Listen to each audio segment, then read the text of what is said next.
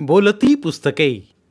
ज्यांना वाचनाचा नाद त्यांना बोलती पुस्तके घाली साद. आमचं चॅनल सबस्क्राईब करा आणि सबस्क्राईब करायला इतरांनाही सांगा. नमस्कार श्रोते मित्र हो, बोलती पुस्तके सादर करत आहे लेखक अशोक कुबडे लिखित कादंबरी गोंडर भाग 14. आज दोघंही गप्पा करण्याच्या मूडमध्ये होती. दोघांनाही एकमेकांना काहीतरी बोलायचं होतं. हिरवळीवर एकमेकांना भिडून चालताना बोलता बोलता उमा जरा लाजलीच आणि गालात हसू आणून डोळे जरा गरगर फिरवत खाली पाहिलं आणि पुन्हा खालच्या नजरेनं पाहत म्हणाली, यशवंत, आता माझं तुम्हाला यशवंत म्हणून असं एकेरी बोलण्याचं धाडसच होत नाही. म्हणून मी तुम्हाला एक विनंती करते. मी ना आजपासून तुम्हाला अहो असं म्हणून आदरानं बोलेन. त्याला तुम्ही नाकारू नका. आणि हो, तुम्ही मला फक्त उमा म्हटलं तरी चालेल. मी फक्त तुमची उमा एवढंच बस. तुम्ही मला एकेरी बोला. यशवंत उमा चालत चालत कधी थांबले ते कळलंच नाही. यशवंतनं उमाकडे खालून वरपर्यंत न्याहाळून पाहिलं. तो पाहताना तिनं लाजून स्त्री हास्याचं रूप दाखवलं. यशवंतला काय बोलावं सुचेच ना. तो हाताची बोटं चाळवण्यात दंग होता आणि उमा दातात आपली जीभ वाकडी करून चावत होती. उमानं परिस्थितीचा आढावा घेऊन आपल्या हातातील पेन यशवंतच्या पायावर सोडली आणि लगेच चटकन वाकून पेनीचा बहाणा केला आणि यशवंतच्या पवित्र पावलांना हात लावून स्पर्श करत स्वतःला तिनं त्याच्या चरणावर वाहून धन्यता व्यक्त केली असावी.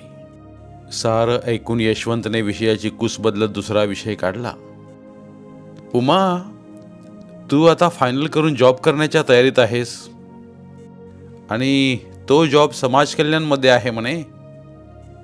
हो, पण सॉरी हां, हे आधी मी तुम्हाला सांगणार होते. त्यात काय, तसं काही नाही, पण आपल्या माणसाला आपण स्वतःहून आधी सांगावं लागतं.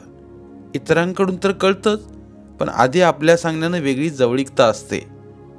आपल्या माणसानं आपल्याला सांगावं वाटतं, इतरांकडून कळल्यास दुरावा वाढतो. तसं काही नाही. बरं, जाऊ दे. तू आता जॉब करशील. हो. का? तू आता जॉब करशील, तुला आता लोकांचा त्रास होईल. का? मी तुझ्यापेक्षा कमी शिकलेला, तू जॉबवर. असं कर, मला जॉबवर बोलत जाऊ नकोस. असं म्हणून तो थांबल्या जागून चालू लागला. त्याच्यासोबतच उमानंही पाऊल उचललं. त्याच्यासोबत चालू लागली. त्याच्या मनातली घालमेल ओळखून ती म्हणाली, हे पहा यशवंत, तुम्ही माझ्यासाठी परमेश्वर आहात. तुमचा अपमान हा माझा अपमान. शिवाय लोकांच्या म्हणण्यानं काय होतं मला माहीत आहे. तुम्ही माझ्या बरोबरीचे, शिवाय एक पाऊल पुढे आहात आणि एखादं वर्ष मागे असाल तर ते पण माझ्यामुळंच. तुमचं 1 वर्ष वाया गेलं, त्याची भरपाई मी आता तुमची सेवा करून जीवनभर करणार आहे. असू दे, पण उमा, मला एक वचन देशील का नाही? उमानं लगेच हात पुढं केला. घ्या. तिचं उत्साहीपणे हात पुढं करणं यशवंतला खूप भावलं. तो तिच्या नाजूक कोमल हाताच्या गोऱ्या पान तळव्याकडे पाहत होता. तिच्या कापसागत कोमल पांढऱ्या हातावर आपल्या भाग्याची एखादी रेषा तर शोधत नसावा. त्यानं लगेच हातावरील नजर उमाच्या डोळ्यावर फिरवली. तिच्या डोळ्यात उत्साह होता आणि त्या आनंदानंच तिच्या पापण्या मस्त मजेत लपलपत उघडझाप करून शिवाशिवीचा खेळ खेळत होत्या. यशवंत तिचा उत्साह पाहून म्हणाला, उमा, तू समाज कल्याणमध्ये जॉब करणार, पण मला तुला काही मागायचंय. देशील? उमा उत्साहाने म्हणाली, व्हाय नॉट, का नाही? यशवंतनं आजपर्यंत काहीच मागितलं नव्हतं आणि त्यानं मागितलं ते देण्यास ती क्षणाचाही विलंब करणारी नव्हती. मागा ना. उमाचा उत्साह जास्त न ताणता यशवंत म्हणाला, उमा, तू माझ्या समाजासाठी आणि इतर मागासलेल्या समाजाच्या कल्याणासाठी आपलं आयुष्य घालवशील. उच्चभ्रू लोकांच्या तुलनेत आर्थिक आणि सामाजिक दर्जाने कमकुवत असलेल्या समाजाचा आधार होऊन त्यांना दारिद्र्यातून ओढून काढण्यात मदतीचा हात देशील. चालणारी पावलं थांबली आणि त्यांनी बाजूला असलेल्या सिमेंट खुर्चीचा आधार घेतला. यशवंत सारखा बोलत होता. उमा, तू माझ्या समाजाला गरिबीतून, लाचारीतून वर काढण्यासाठीच जीवनाचा क्षण अनक्षण घालवशील, बस एवढंच वचन पाहिजे मला. कारण तू समाज कल्याणमध्ये आहेस, तू ते करू शकतेस. उमा, मी गरिबी आणि दारिद्र्यातला संसार खुद्द अनुभवला.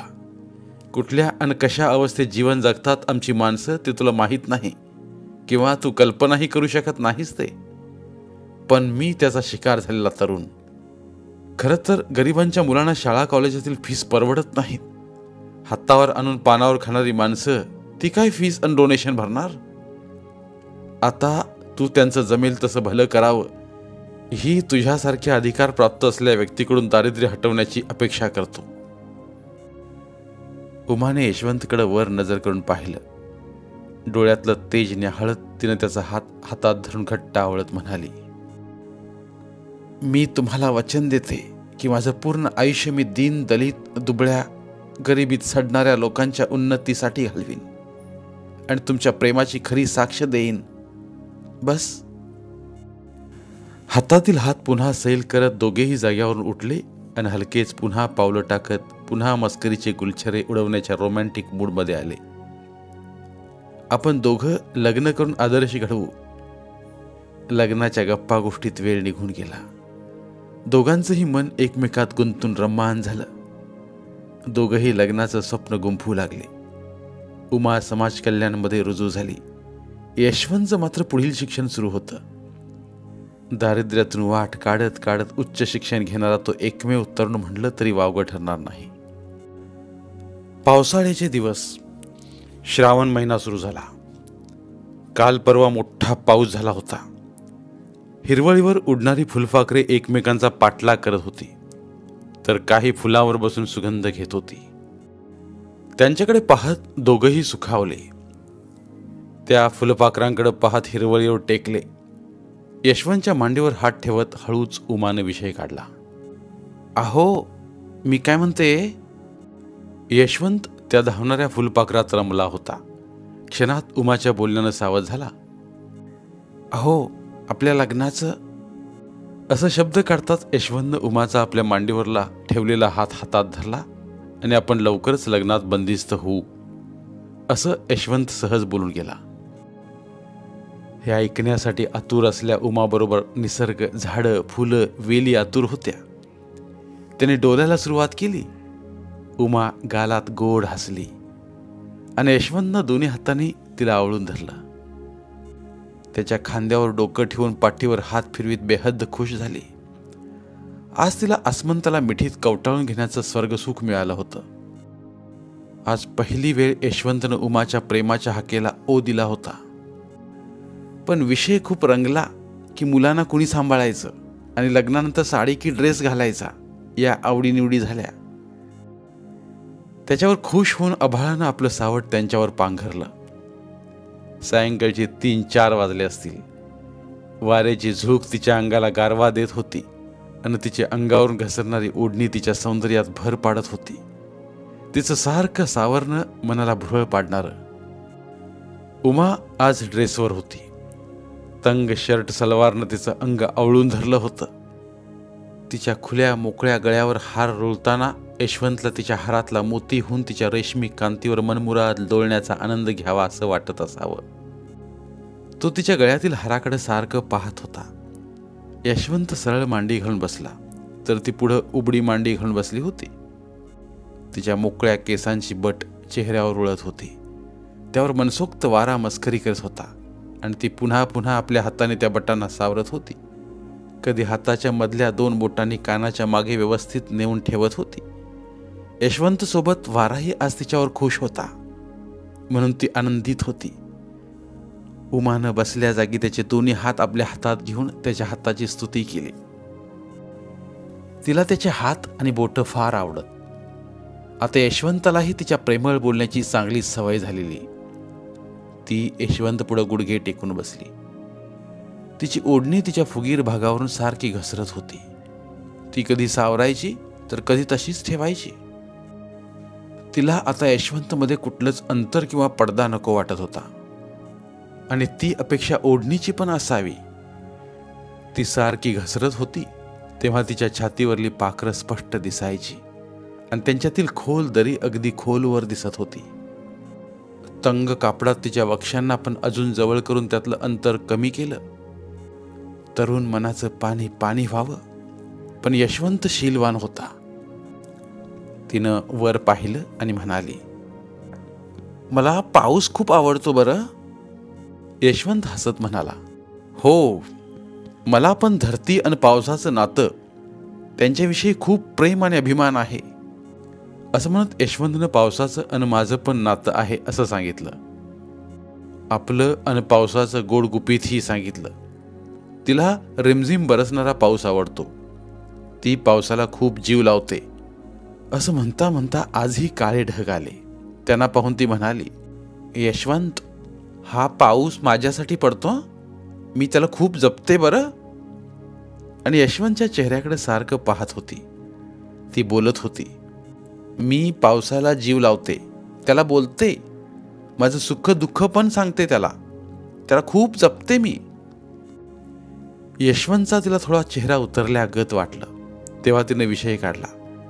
वाऱ्याच्या झुळकीनं पावसाला निरोप दिला असावा म्हणून त्यांच्या बोलण्याला पाऊसही खुश होऊन टपटप सुरू झाला.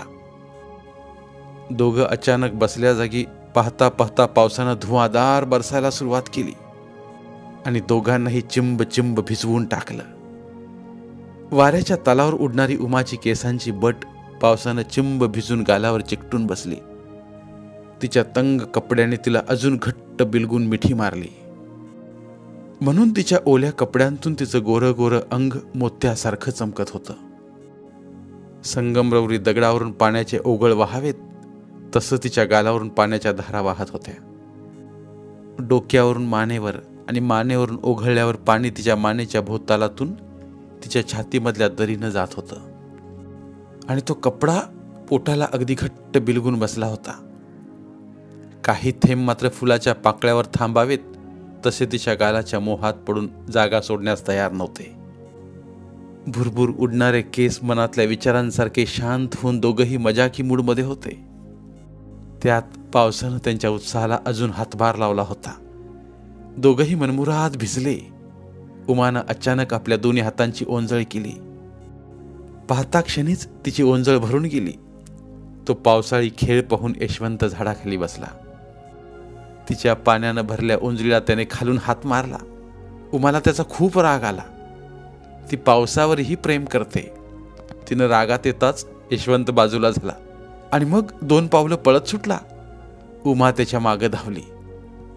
लहान मुलासारखी मस्करी करत असतानाच यशवंतचा पाय घसरला, त्याला मार लागला. उमाला वाईट वाटलं. तेव्हा मात्र तिला पावसाचाही राग आला. यशवंतवर तिचा जीव होता. मजाक मस्करी करत दोघांनी वेळ घालवला. तोवर पाऊस थोडा शांत झाला. दोघेही एका झाडाखाली सिमेंटच्या खुर्चीवर विसावले. हे पाहून यशवंतनं गावाकडचा विषय काढला. काल परवा मोठा पाऊस झाला आणि पैनगंगा नदीला मोठा पूर येऊन गेला. गावाची खूप आबाळ झाली अशी पुसटशी खबर यशवंतला मिळाली. म्हणून यशवंतनं गावाकडे जाऊन येण्याचा विषय काढला.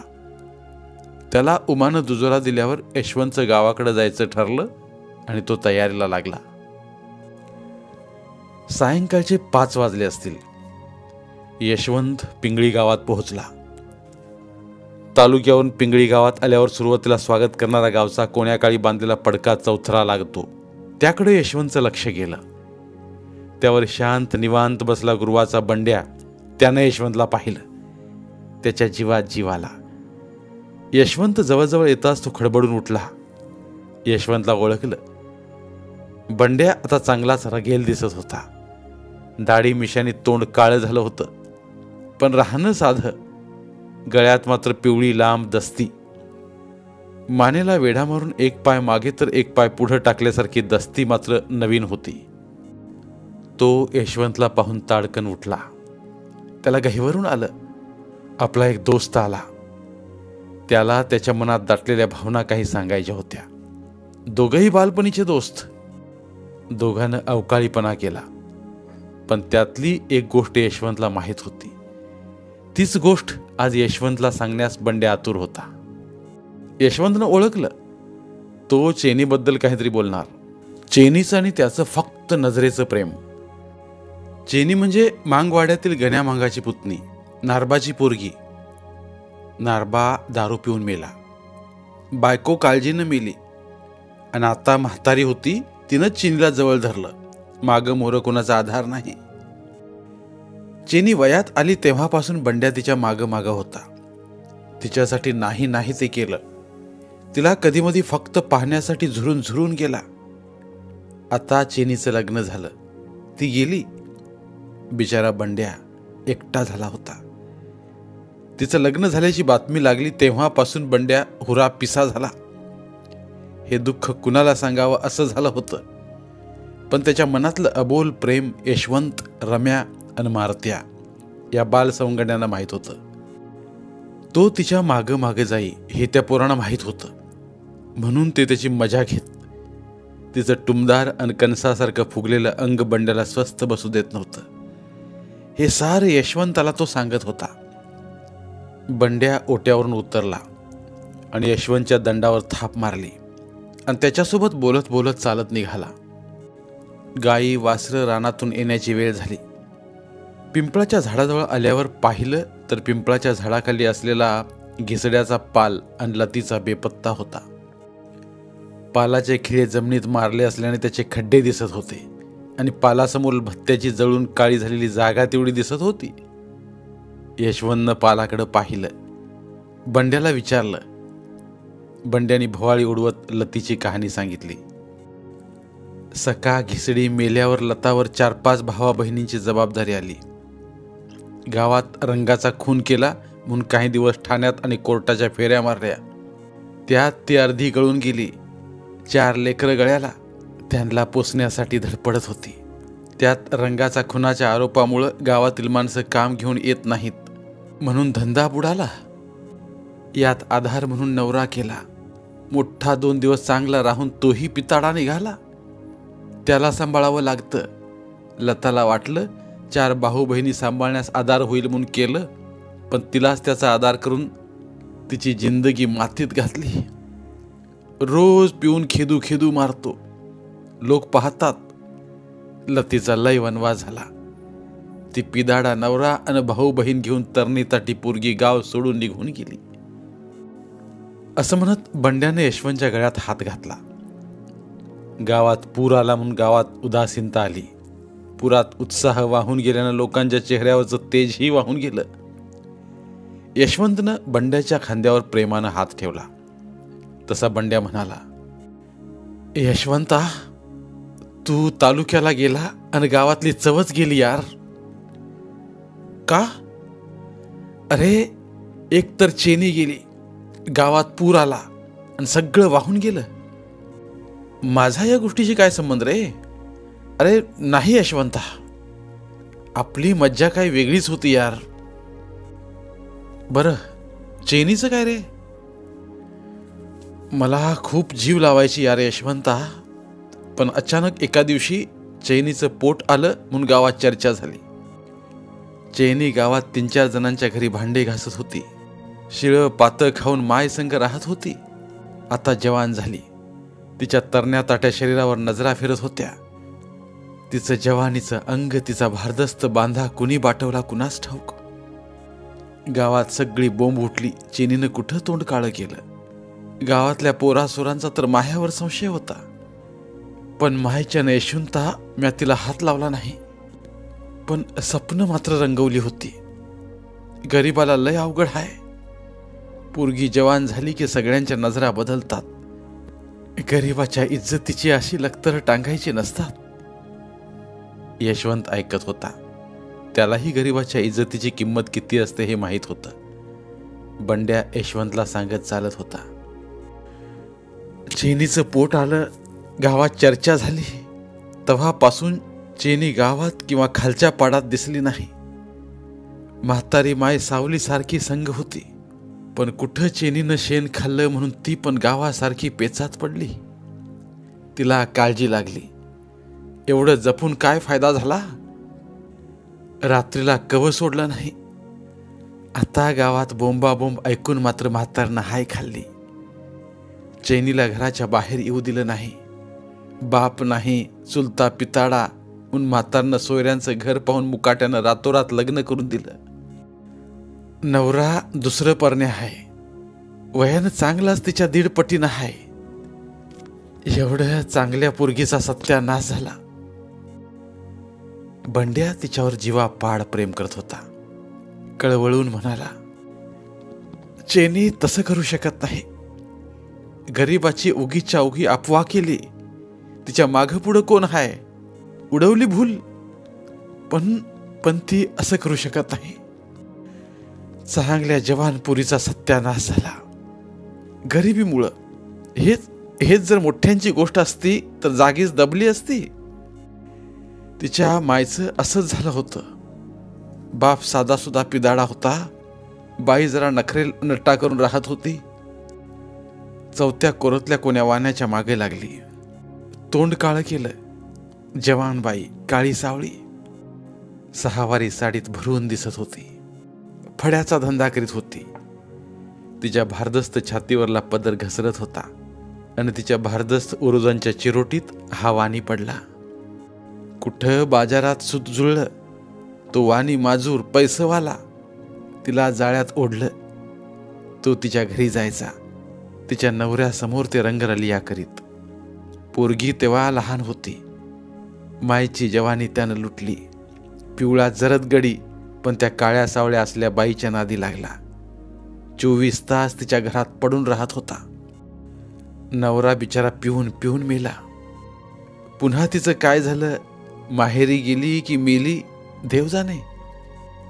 म्हातारनं चैनीला मोठं केलं. मायसारखं पुरीचं होऊ नये म्हणून म्हातारी चैनीला इस्त्यासारखं जपत होती. मायच्या वागणुकीनंच पुरीला डाग लागला. पण पोरगी चैनी चांगली होती, तशी आगाऊ नव्हती. गरिबीच्या जगण्यानं तिची माती झाली. पोट आल्याच्या नावाखाली एका दुप्पट वयाच्या म्हाताऱ्याच्या दावणीला बांधली.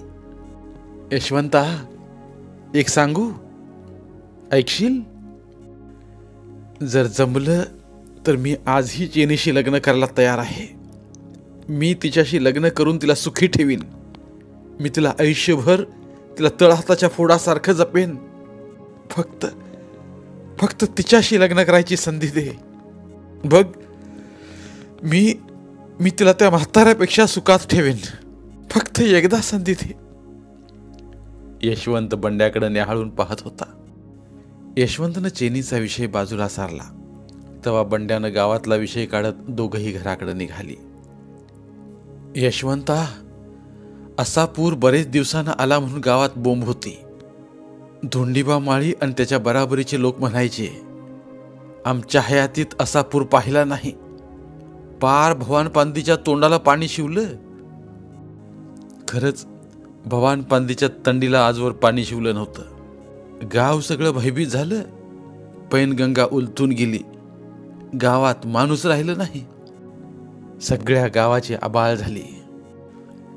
यशवंतला सगळं चित्र स्पष्ट दिसत होतं आणि बंड्या पण आपल्या वेगळ्या शैलीत सांगत होता. पण सांगता सांगताच थांबला. त्याचं बोलणं अडकळलं.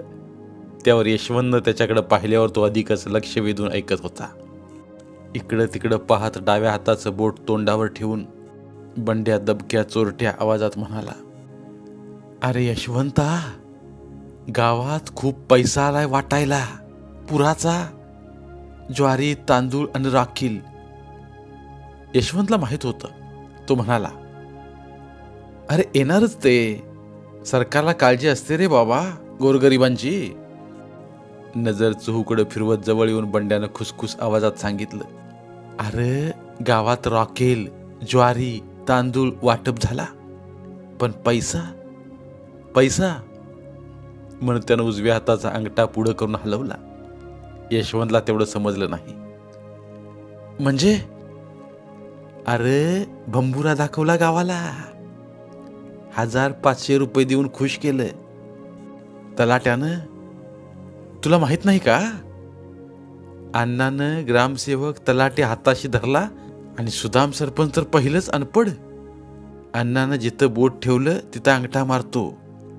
त्याची चाबी अण्णाकडं, आणि अण्णा पुढं जो तोंड उघडल तो मुकलाच. असाच अण्णाचा मनमानी हिसाब. मिळालं त्यात खुश म्हणून लोक बी खुश. शासनाची कुटुंबाला 5,000ची मदत होती. यशवंत खिन्न झाला. तो विचार करू लागला. बंड्या मात्र एवढं सांगून यशवंतच्या पाठीवर थाप मारून "आत्ता हो भाऊ" म्हणून निघून गेला. यशवंत घरी निघाला. शिक्षण शिकलेला माणूस असलं सहन करीत नाही. त्याला अन्याय जाणवतो, त्याला अधिकार कळतात. आपल्या अस्तित्वाची, हक्काची, स्वाभिमानाची लढाई तो स्वीकारतो. त्याला भीक नको, हक्क हवा असतो. बंड्या सरळ खाली घराकडे रस्त्यानं वळला आणि यशवंत घरी आला. शेवंता नेमकी रानातून आली होती. वामन अंगणात आकवंड्या बाजूवर आडवा पडला होता आणि शेवंता जवळ बसून संसाराचं जणू गणित लावत असावी. यशवंत आला. पाय धुवून तो बापाच्या पायथ्याला बाजूवर बसला. कली चिंगी जवळ येऊन उभ्या राहिल्या. गावात पूर आल्यावर गाव घर उदास लागत होतं. शेवंतानं चहा ठेवला. बोलण्यात वेळ गेला. पेटलेल्या चुलीवरच शेवंतानं भाकरी भाजी केली. वामन आज शुद्धीवर होता. बराच वेळ कुजबूज करत आडवे झाले. तांदूळ, डाळ, रॉकेल आणि 500 रुपये भेटल्याची कबुली शेवंतानं यशवंताला दिली. पण तो समाधानी नव्हता. शासनाची योजना त्याला माहीत होती, म्हणून तो सकाळी सरळ तलाठ्याला भेटला. शासनाची योजना त्यानं तलाठ्याला विचारली आणि झालेल्या वाटपाचा सविस्तर मागोवा घेतला. तलाठ्याला गावात अजून कुणी विचारलं नव्हतं. ते म्हणाले, "हे पहा बाळा, तुला माहीत नाही वाटतं, हे असंच असतं." "म्हणजे?" "अरे, सगळ्या लोकांना रॉकेल आणि ज्वारी तांदूळ भेटले. तू पण तुझ्या घरी विचारून घे." साहेबांच्या उडवाउडवीने यशवंत समाधानी होणारा नव्हता. "हा प्रश्न एकटा माझा नाही तर सगळ्यांचा आहे, आणि हे आपलं लोकांना फसवणं बरोबर नाही." ऐकून साहेब जरा चिडलेच. "तुला काय कळतं? आमचे काम आम्हाला कसं करायचं ते कळतं. शहाणपणा शिकवू नकोस." अशी कानपिचकी साहेबांनी यशवंतला दिली. साहेब म्हणजे अण्णा, आणि गावातील मोठ्यांच्या बाजूने असल्यानं त्यांचा रुबाब जरा जास्तच होता. जरा जास्तच मुजुरीत होता. पण नियमांच्या चौकटीत राहून त्याला कसं जाग्यावर आणायचं किंवा कायदा अधिकार हा यशवंत चांगलाच जाणून होता. त्यानं साहेबाला खडा सवाल केला. "साहेब, आपण तलाठी आहात, एक कर्तव्यदक्ष अधिकारी आहात. तुमचं कर्तव्य आहे की शासनाची योजना योग्य लोकांपर्यंत योग्य पद्धतीनं पोहोचली पाहिजेत. लोकांचं समाधान झालं पाहिजे. तुम्ही गावातील रानबोक्यांचा आधार घेऊन जर तुम्ही आपलं आणि त्यांचं घर भरलात तर फार अवघड आहे. मला सगळं कळतं कुठं काय करायचं ते." या यशवंतच्या कडक बोलण्यानं तलाठी साहेब अंगाला लागू देत नव्हते. "तुम्हाला नेमकं काय म्हणायचं आहे?" म्हणून तलाट्यानं सरळ प्रश्न यशवंतला विचारला. "मला काही नाही म्हणायचं. आपण जे गावातील लोकांच्या निधीतून पाय मारला, आलेल्या योजना लोकांना पोचवली नाही, म्हणजे सरकारचे पैसे लोकांना सगळे दिले नाहीत. मधी पाय मारून तुम्ही अन अण्णा अन सरपंचानं कारनामा केला, ते मला माहीत आहे." म्हणून यशवंता सरळ बाहेर निघाला. साहेब घामाघूम झाले. दस्ती काढत घाम पुसेपर्यंत यशवंत निघूनही गेला. ताबडतोब साहेबानं सूत्र फिरवली आणि ही बात अण्णा आणि सुदामा सरपंचाला कळवली. सुदाम सरपंच नवखा सरपंच झालेला. त्याला काहीच कळत नव्हतं. आणि अण्णा मात्र ह्यात रंगून गेलेला माणूस. नाही ते गोष्टी करून साळसूत पांढरा भक्क राहिलेला माणूस. त्याच्यापुढे बोलणार कोण? पण ही बाब जरा अण्णाला पण खटकूनच गेली. विचार करायला लावून गेली. आजवर अण्णानं ह्या गोष्टींना स्पर्शून पण जाऊ दिलं नाही. पण यशवंतच्या ह्या गोष्टीमुळं अण्णा व्हरांड्यात सिगारेट पेटवून झुरके मारत होते. या गोष्टीचं अण्णाला काहीच वाटलं नसतं.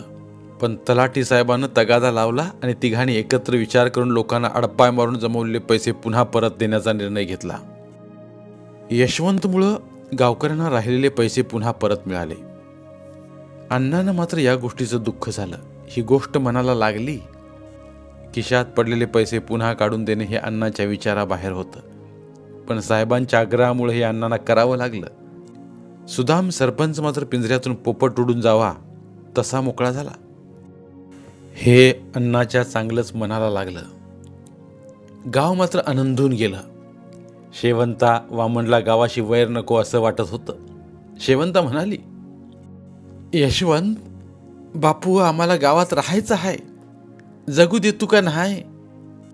वामन रागावला. अरे तुला काय बहाली मिळाली? आपण त्याला पुरतो होई? ते पाटील माणसं, सारं गाव त्यांचं. पण यशवंत कसा अन्याय सहन करणार? तो आपलं काम करून इंदापूरला कॉलेजात निघून गेला. यशवंत तालुक्याला आला. त्यानं कॉलेज केलं. गावात झालेला प्रकार भेटल्यावर यशवंतनं उमाला सांगितला. उमा पण यशवंतच्या कामावर खुश होती. अन्यायाच्या विरुद्ध लढाई आणि हक्कासाठी लढणं उमाला का आवडणार नाही? त्याच्या या गोष्टीचा उमाला अभिमान वाटला. तिच्या बोलण्यानं यशवंतला प्रोत्साहन मिळालं. ह्यातच 2-3 दिवस गेले. उमा आता जॉबमध्ये चांगलीच गुंतली. यशवंत कॉलेजात जात होता. धन्यवाद. उर्वरित कादंबरी पुढील भागात. मराठीतील प्रतिभावंत लेखकांचं साहित्य, कथा, कादंबऱ्या ऐकण्यासाठी आमचं बोलती पुस्तके हे चॅनल सबस्क्राईब करा आणि मराठी साहित्याचा प्रसार करण्यासाठी प्रत्येक मराठी माणसाला सबस्क्राईब करण्यासाठी आवाहन करा आणि बोलती पुस्तके या साहित्य चळवळीत सहभागी व्हा. आपले पुन्हा एकदा धन्यवाद.